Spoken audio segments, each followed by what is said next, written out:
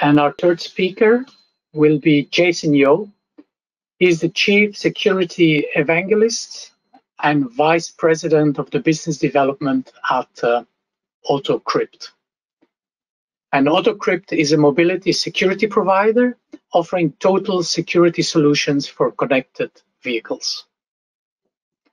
So what did come out of the poll is basically 50-50. That's nice.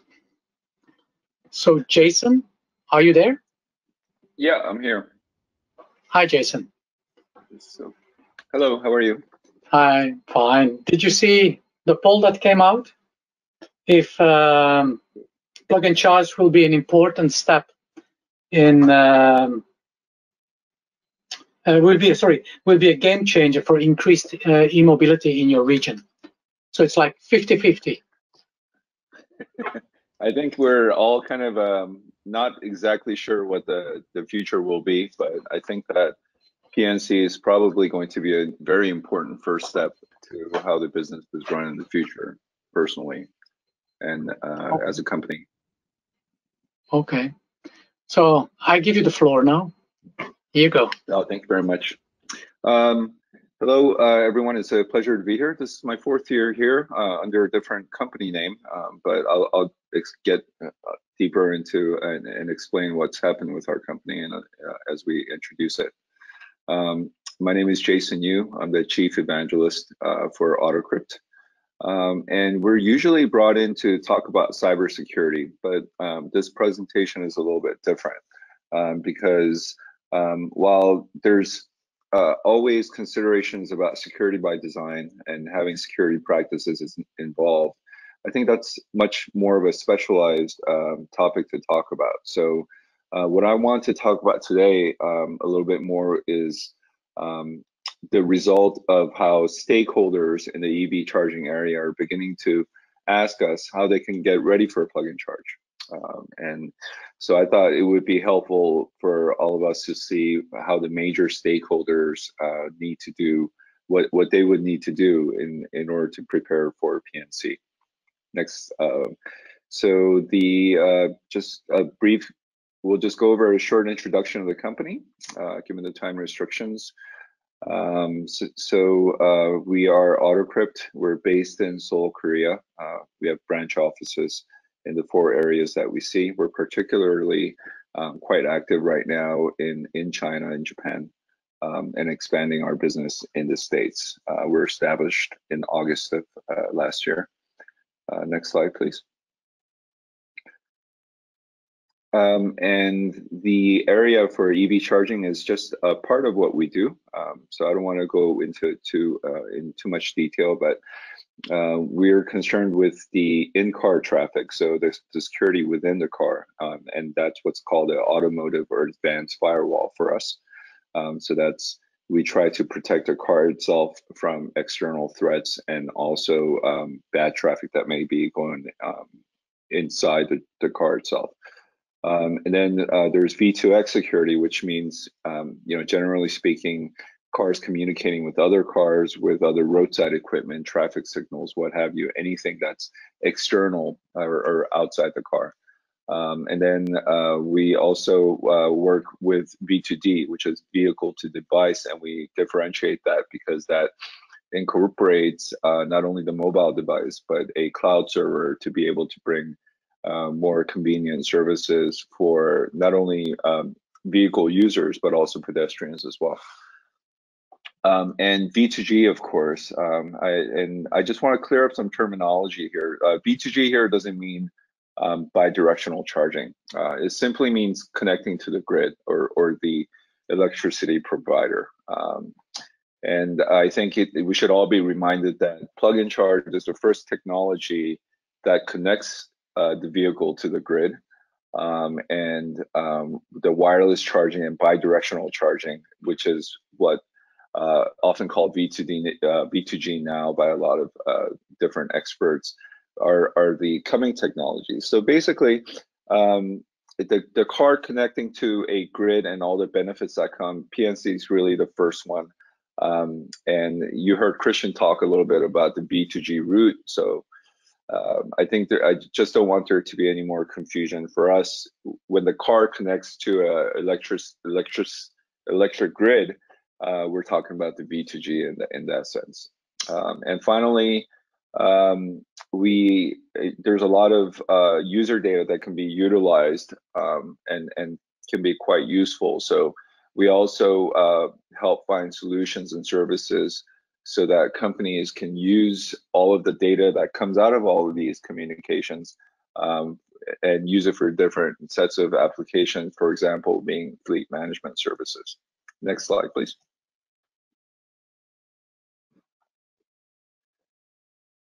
Before Autocrypt was found in August of 2019, actually the company was incubated under Penta Security. So the last 3 years I've been attending these events as under Penta Security. Penta Security was started in 1997, but the company itself, we started dealing with automotive security in 2007.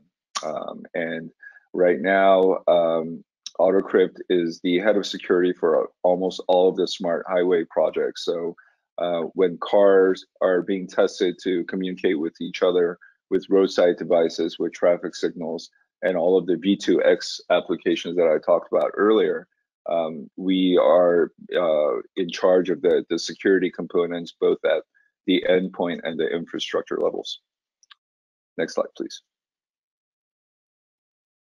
So that's a quick wrap up of the company introduction. Now I'd like to talk about PNC enablement by stakeholder. So this is kind of the overall picture, and I try to make it as simple as possible with different colors and whatnot. But if you look to the left side, you see the OEM Pki. The OEMs, it's really their responsibility to install the provisioning certificates, and which kind of builds the trust for is really the proof of the car itself. It's the entity, and then so that provisioning certificates needs to be installed within the car, and also needs to be placed in a separate pool so that it could be accessed by mobility operators or EMSPs. And the provisioning cert and the charge point cert. So basically, the car and the EV charger, those certificates are used to identify each other, to be able to trust each other. When you look at the green lines, the important thing there is the contract certificate, and this is really the customer's information to be able to authorize their charging for PNC services in the first place. And I'll go through all of these in detail in a little bit, but this is kind of the overall picture. So the solid lines are the different certificates that need to be in place for a plug-and-charge ecosystem to work. Now, the dotted lines are just as important because those are the validation areas. So, for example, the MO can be validated by the OEM when they receive the provisioning certificate. So that, and this is all really just to be able to have a high level of security and trust, so that everyone could be able to trust each other. So the MO needs to be validated by the OEM, the EV needs to be validated by the CPO, and the CPO needs to be validated by the MO and the V2G root CA. So this is the overall picture. So what does this all mean? So I'll just try to take it by stakeholder. So if you could go to the next slide.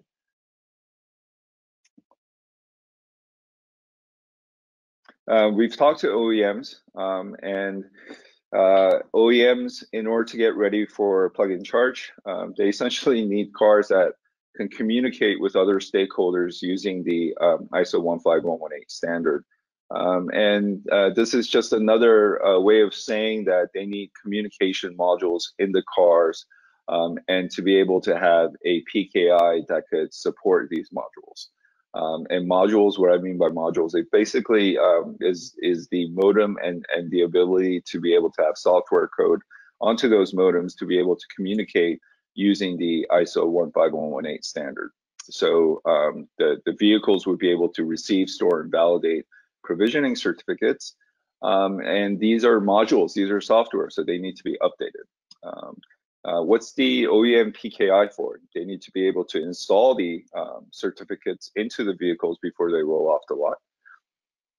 They need to be able to distribute these same certificates to a pool so that a mobility operator can get access to them.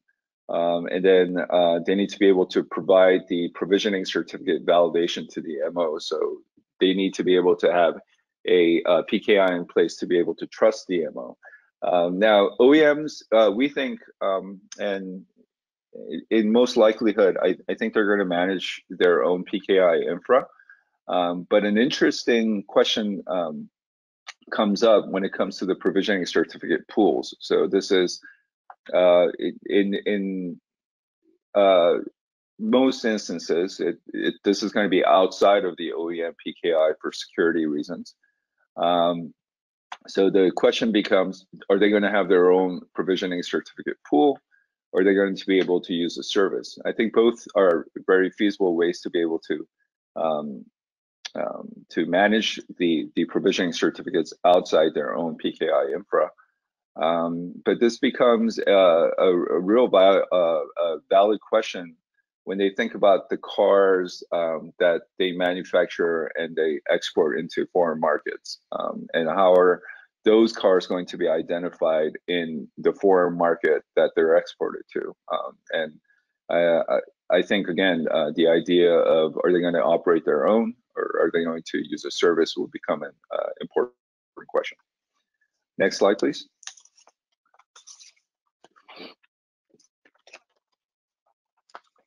Charge point operators have a very important role in PNC as well.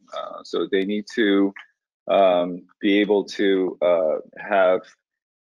they need communication modules on the chargers. Now, companies like Tritium, really the advanced, and they were one of the first to be able to manufacture charging points that come PNC ready. But in any case, all of these chargers, you need to have chargers that can communicate based on 15118 as well. So it's either going to be this charging point manufacturers or the charge point operators that are going to try to make these happen. And these are modules just like the ones in the cars. Generally speaking, they're going to be modems that have software on them, and that software needs to be updated, like all IoT endpoints in a secure system. And CPOs will also need to have some sort of a Pki, and the reason that they need the Pki is to be able to distribute the contract certificates from the MO to the EV and the EVSE. They need to be able to generate charge point certificates. They need to be able to provide validation for the charge points. So this also becomes a question of, are CPOs going to build out their own solution and infrastructure, or are they going to be able to use a service? Next slide, please. Now, the MOs are basically facing their customers from a PKI standpoint, and they're the primary providers for EV owners to receive all of the great things that come with PNC technology. So the MOs would be responsible for aggregating all of the users and also gathering the provisioning certificates of those users and the cars that they drive. And through that information, they could generate contract certificates that can be used to initiate Plug&Charge. So for mobility operators, when they ask us what they need to start to have ready in order to be ready for this PKI-based Plug&Charge revolution, they first need some sort of a front end to be able to sign up customers for Plug&Charge. And this, of course, is either a web or mobile front end page or app that needs to be built out in order to be able to aggregate the users and get all the information that they need to be able to generate the contract certificate. Now, the MO PKI, that could also be a solution or a service as well. In other words, an MO can sit down and say, hey, we want to build out our own PKI. We don't think that's really necessary, but they can also use a service as well. And the PKI is basically to receive the provisioning certificates, so their users' car information from the pool, to provisioning certificate pool, and then to distribute the contract certificate to be able to initiate all of the charging. Next slide, please. Just want to say one last word about a CPS certificate provisioning service. Hi, Jason. I have one. Sorry to interrupt you, because I got a feedback from listeners, and they would like to know what is the meaning of PKI, CA, VA, and MO. I think it's important.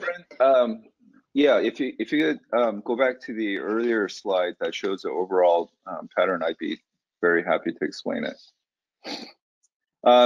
Like I said, we're from IT security background. PKI is really part of our DNA. So when we look at a PKI structure, it's really, we think about something that, if something generates, for example, on the OEM side, if it generates a provisioning certificate pool and distributes something, that's the certificate authority that distributes the certificate out there.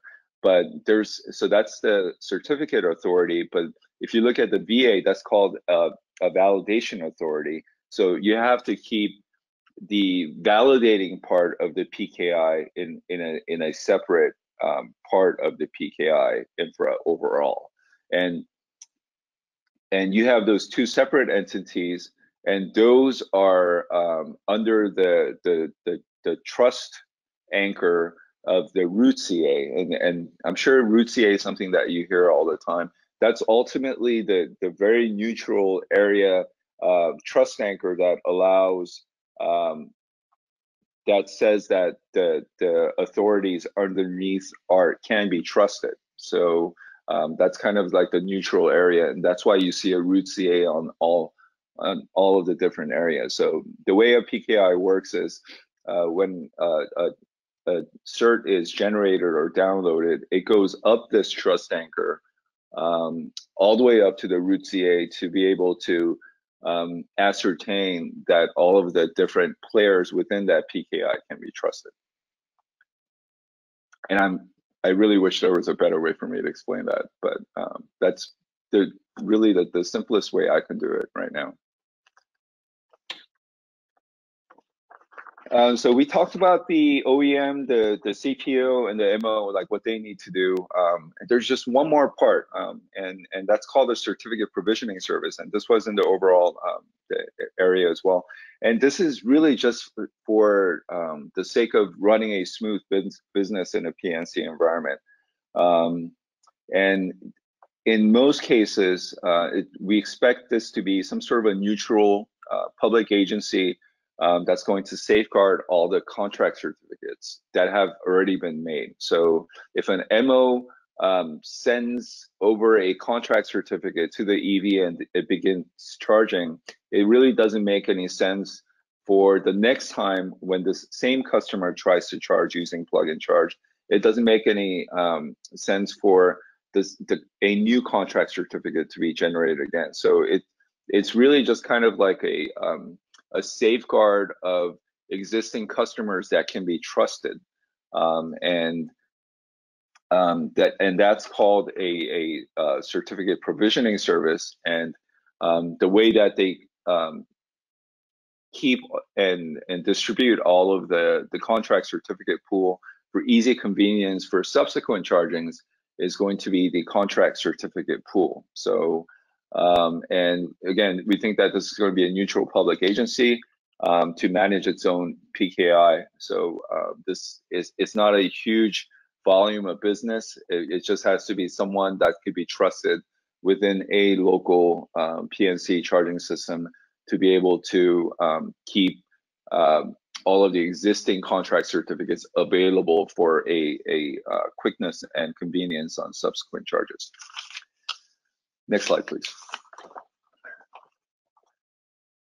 So, of course, you know, these are there are a lot of questions that still remain. I hope that I was able to kind of clear up what each of the stakeholders would need to have ready in order to be ready for PNC.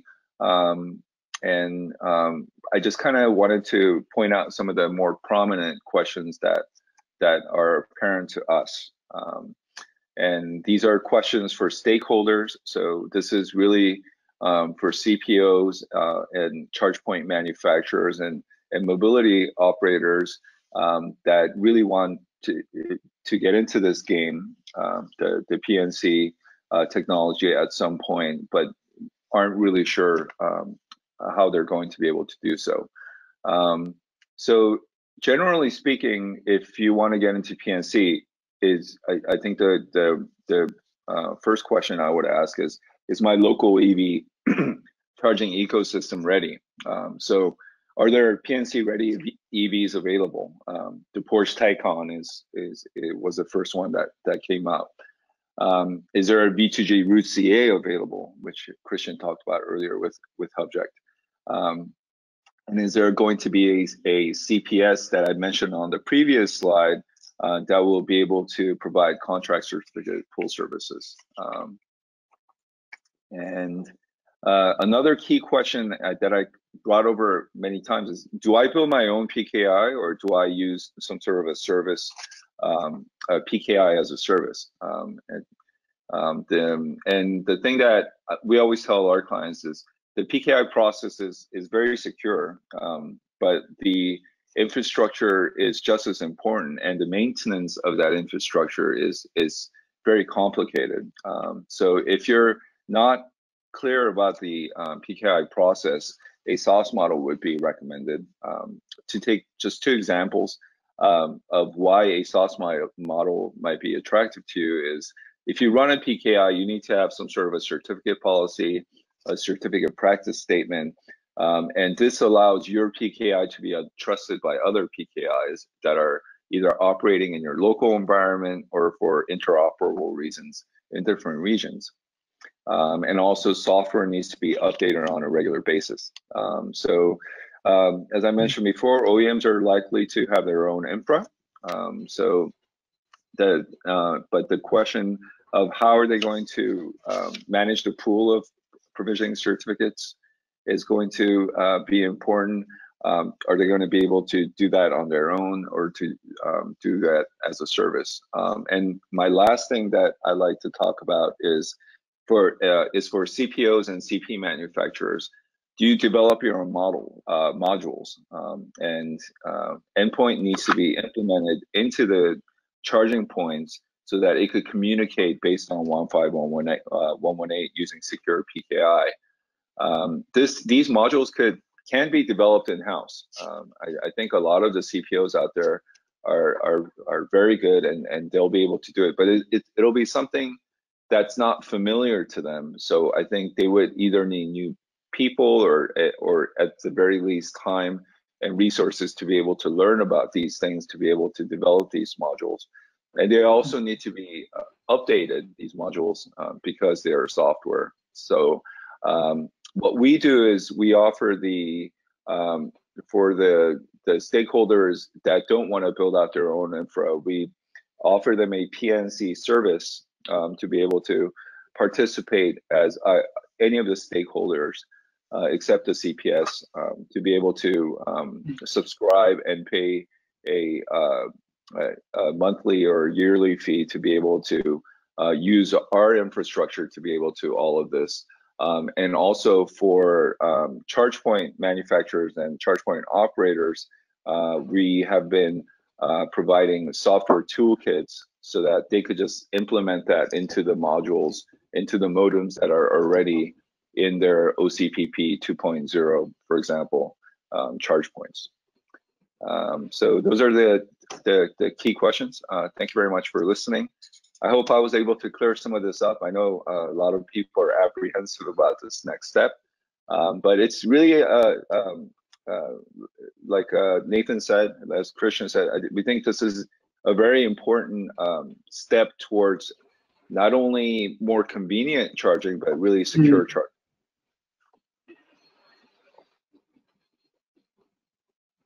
PKI. What is it? Public key infrastructure, right? Mm-hmm. Why is it such a hot potato? We just heard that tomorrow there will be a big discussion in EU about PKI. That word is coming up everywhere all the time when we're talking about plug and charge. In layman's terms, could you say why PKI is such an important thing?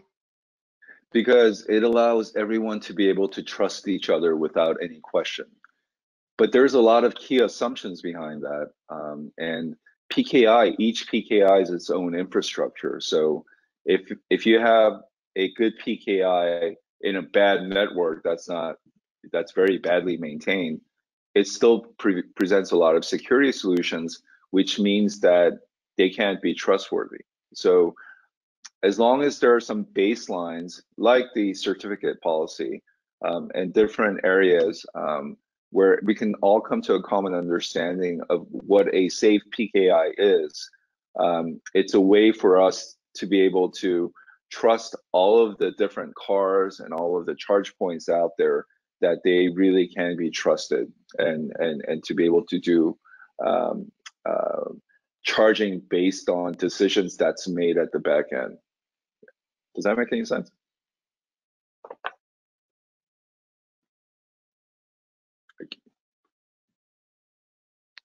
It makes sense, but think about the credit card probably also uses PKI.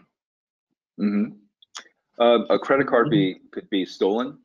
It could be used by someone else. There's always the need for extra hardware and extra steps that needs to be in there. The idea of 15118, I think, at least initially, was to be able to have a more lightweight but still more secure way of being able to do EV charging, which would allow the charging process to be simpler but more secure. Okay, good. We go to the next polling question, and let's see what comes out, and then I'll ask you your opinion on the result. So do you think that plug and charge is an important step for payment convenience? So instead of using QR codes or credit cards?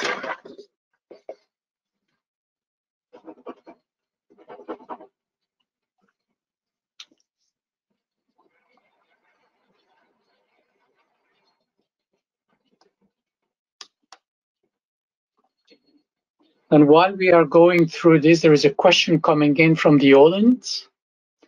Is 15.11.8 the same as PKI, or is 15.11.8 a subset of PKI? 15.11.8 originally dealt with only with secure communications between the EV and the charger, but without a robust back end to be able to support both the EV and the charger, it really doesn't make a whole lot of sense. So think about two endpoints that are completely independent out there, and they're having secure communications with each other. That's not really meaningful for all of the different stakeholders that are involved. So the PKI is indirectly a very important part of the equation, but 15118 has provided us with the initial roadmap to be able to explore what secure communications between the car and the charger really means. Yeah. Okay. Then a quick input from your side when you see the poll result. 81% of the people think that it's really an important step for convenience. I think everyone can agree with that. I'm actually quite thrilled at the result. I know a lot of people find the QR code and the credit cards quite inconvenient, but I didn't know that it would provide such a great user convenience, and that's really the most important thing right now for Plug&Charge at this point. But when we started off, just before your presentation, we checked if a Plug&Charge would become a game changer in increased e-mobility in the region. It was kind of 50-50. That's true. But I think maybe user convenience is something that we're all kind of aching for the space, and that's great news to us. Okay, good. Thank you very much, Jason. We'll now jump to the next speaker. Thank you. Thanks a lot.